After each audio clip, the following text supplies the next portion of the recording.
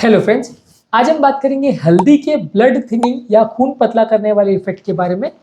हल्दी वैसे तो एक नेचुरल ब्लड थिनर है। इसमें कुर्कुमिन करके तत्व होता है जो खून को पतला करता है, बॉडी के सूजन को कम करता है।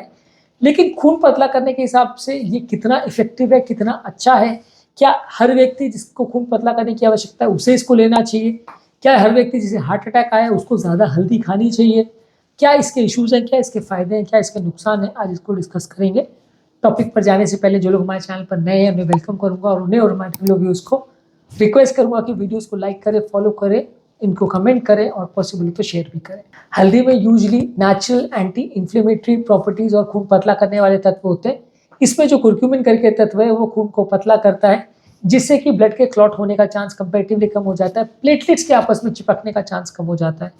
प्लेटलेट यानी को खून गाढ़ा करने वाला तत्व है, जिसके चिपकने से सबसे ज़्यादा हार्ट अटैक आता है।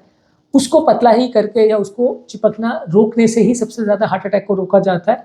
जो मेडिकल फील्ड में हम दवाइयाँ भी देते हैं वो एंटी प्लेटलेट मेडिसिन होती हैं जो कि खून पतला करने को रोकती हैं। तो ये दवाओं के माध्यम से हम हार्ट अटैक के चांस को कम करते हैं। हल्दी भी वही काम कर रही है, लेकिन उतना एक्टिवली या उतना अच्छे से कर पा रही है नहीं, ये थोड़ा कॉन्ट्रोवर्शियल है। हाँ, ये मददगार इस मामले में ज़रूर है कि ब्लड को पतला करेगी, लेकिन एग्जैक्टली कितना पतला करेगी और कितनी मात्रा में इसमें हल्दी खाने की आवश्यकता है, ये थोड़ा सा कॉन्ट्रोवर्शियल इशू है। क्योंकि कुर्क्यूमिन उसमें होता ज़रूर है, लेकिन वो खून को बहुत ज़्यादा पतला नहीं करता, और मान लीजिए अगर कर दिया तो उसे कंट्रोल कर पाना थोड़ा सा मुश्किल है, क्योंकि ये नेचुरल चीज़ों में कैसा ब्लड पर इफेक्ट आएगा वो इंडिविजुअल बहुत ज़्यादा वेरी करता है। किसी में बहुत कम वेरिएशन भी आ सकता है, किसी में बहुत ज़्यादा आ सकता है, किसी में बिल्कुल पतला ना हो वैसा भी हो सकता है, किसी में बहुत ज़्यादा पतला हो जाए वैसा भी हो सकता है। इसका कंट्रोल और इसका एक्शन पूरी तरह से डॉक्टर और किसी भी व्यक्ति के कंट्रोल में नहीं है, इसलिए इसे यूज़ करना उतना सेफ नहीं है। ठंड के मौसम में या ऐसे टाइम पर जब ब्लड की क्लॉटिंग टेंडेंसी और आप कोई नेचुरल ब्लड थिनर्स पर नहीं हो, कोई डॉक्टर्स आपको ब्लड थिनर नहीं दे रहे हैं, खून पतला करने की दवा नहीं दे रहे हैं, तो आप हल्दी को ज़्यादा मात्रा में खा सकते हैं। हल्दी शक्कर का दूध वगैरह ले सकते हैं, या इस तरह की चीज़ें कर सकते हैं जो बॉडी के इन्फ्लेमेशन को कम करेगा और क्लॉट बनने की या हार्ट अटैक वगैरह आने की चांसेस को कुछ हद तक कम करेगा। पूरी तरह से हर हार्ट अटैक को बचा लेगा या आपको बिल्कुल अमर कर देगा ऐसा मत एक्सपेक्ट करिएगा, थोड़ा बहुत इससे फ़ायदा हो सकता है।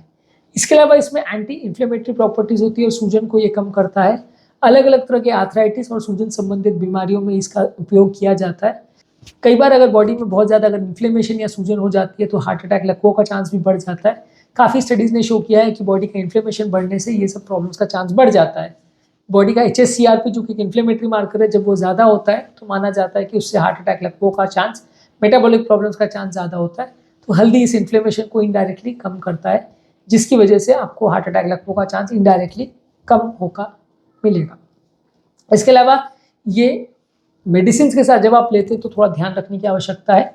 अगर आपको ऑलरेडी खून पतला करने की दवाई जैसे कि एंटीप्लेटलेट और एंटीकोएगुलेंट चल रही है, एंटीप्लेटलेट यानी एस्पिरिन, क्लोपिडोग्रेल या टिकाग्रोल, प्रासुग्रेल में से कोई दवा चल रही है, या आपको एंटीकोएगुलेंट जैसे वारफरिन और कोमरिन चल रही है, ये दोनों ही दवाइयों के साथ हल्दी को थोड़ा ध्यान के साथ लेना चाहिए। मान लीजिए ज़्यादा ले लिया, खून ज़्यादा पतला हो गया तो ब्लीडिंग हो सकता है, कम ले लिया तो क्लॉटिंग हो सकता है। कितना मात्रा में लेना है उसका डोज एडजस्ट करना थोड़ा मुश्किल हो जाएगा, क्योंकि अगर आप किसी दिन ज़्यादा किसी दिन कम ले रहे तो डॉक्टर को दवाइयों का डोज एडजस्ट करना मुश्किल होगा।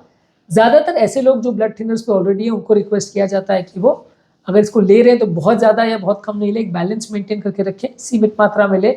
बहुत ज़्यादा लेने से कई बार उसके इफेक्ट को कंट्रोल करना थोड़ा मुश्किल हो जाता है, और उसके हिसाब से दवाइयों के डोजेस को एडजस्ट करना भी थोड़ा मुश्किल हो जाता है, जो डॉक्टर्स के लिए कई बार कंसर्न हो जाता है। तो डॉक्टर्स रिक्वेस्ट करते हैं कि ये सारी चीज़ों का आप बहुत ज़्यादा ओवर यूज़ मत करें और सिर्फ इस पर रिलाई नहीं करें, क्योंकि इनका जो इफेक्ट है वो पूरी तरह से प्रेडिक्टेबल नहीं है, कभी कम कभी ज़्यादा हो सकता है, और डॉक्टर्स इसको पूरी तरह से कंट्रोल नहीं कर सकते।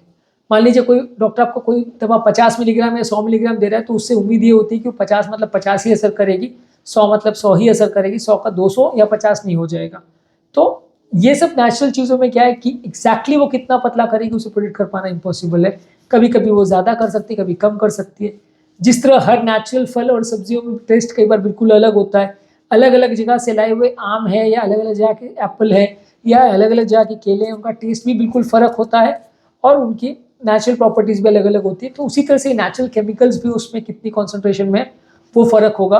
और आजकल हाइब्रिड का ज़माना है, तो इस टाइम में हर कोई नई नेचुरल चीज़ जो आप लेते हो उसमें कोई भी तत्व का कॉन्सेंट्रेशन कम ज़्यादा हो सकता है, क्योंकि किसी भी प्लांट या पौधे को हाइब्रिड करने के टाइम ये सब चीज़ों का ध्यान नहीं दिया जाता है कि वो खून को कितना पतला करेगा या वो उसके नेचुरल फायदे कितने होंगे, ज़्यादातर इसी पे फोकस होता है कि पैदावार कितनी बढ़ाई जा सके ताकि किसान को या कंट्री की इकोनॉमी को फायदा मिल सके। यानी जैसे आम बनाने हैं तो ये नहीं फोकस किया जाएगा कि वो कितना टेस्टी और कितने न्यूट्रिशियस बनेगा, ज़्यादातर यही कोशिश की जाएगी कि बहुत ज़्यादा पैदावार हो जाए ताकि उसको बेच के ज़्यादा इनकम की जा सके। तो इसीलिए नेचुरल चीज़ों में थोड़ा सा ये अनरिलायबिलिटी होती है जो हमें माननी पड़ती है। हाँ, इसे अगर खून नेचुरली पतला करना है तो थोड़ा ले सकते हैं, ज़्यादा मात्रा में ठंड के मौसम वगैरह में, या जिनको खून गाढ़ा है वो ले तो थोड़ा फायदा भी हो सकता है, पर प्रॉपर्टी डॉक्टर के साथ डिस्कस करके सलाह करके लेंगे तो ज़्यादा फायदा है।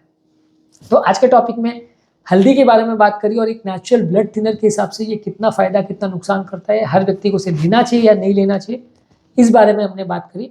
उम्मीद करूँगा कि आज के टॉपिक में कुछ नई बातें जानने को मिली होगी। जो लोग हमारे चैनल पर नए हैं उन्हें वेलकम करूँगा, और उनको और हमारे रेगुलर व्यूअर्स को रिक्वेस्ट करूँगा कि वीडियोज़ को लाइक करें, फॉलो करें, शेयर करें, और इस पर पॉसिबल हो तो कमेंट्स भी करें। Thank you.